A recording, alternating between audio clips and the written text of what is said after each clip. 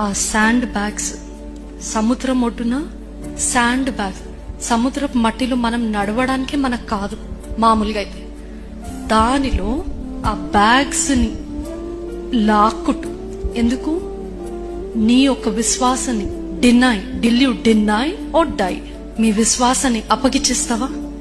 Deny your faith or die అనేది ఆ ISIS group వారిని హింసించి పర్సిక్యూట్ చేసి 21 మంది, దాంట్లో ఒక్కడే గానా నుంచి, మిగతా 20 మంది ఈజిప్షియన్ క్రిస్టియన్స్, కాప్టిక్ క్రిస్టియన్స్ అని ఉంటారు.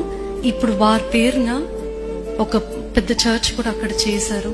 యూనో, మనం అనుకుంటాం చాలాసార్లు, దేవుడు ఎక్కడున్నాడు మన శ్రమలో?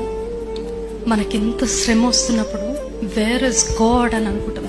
He's right next to us, sent his angels to us to protect us. ఇప్పుడు వారి విశ్వాసాన్ని చూడండి. They know that they will be dying soon, they know that they will be killed, they will be tortured. ఒక్క వ్యక్తి కూడా ఆ group లో they didn't deny.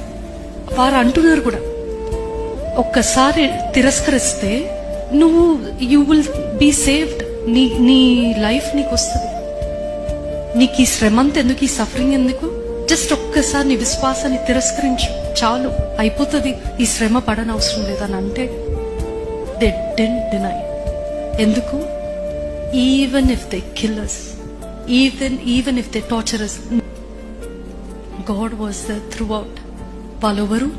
They have become martyrs, అమరవీరులుగా అయ్యారు వాళ్ళు. మార్టియర్స్ గా దేవుడు ఆయన ఒక సింహాసనము ముందే ఉంటారు తెలుసా. They have endured it for Christ.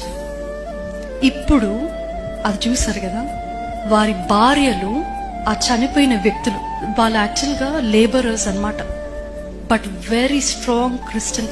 అసలు ఎంత సిగ్గు తెచ్చుకోవాలంటే, వారి విశ్వాసం ముందు మన విశ్వాసం ఎంత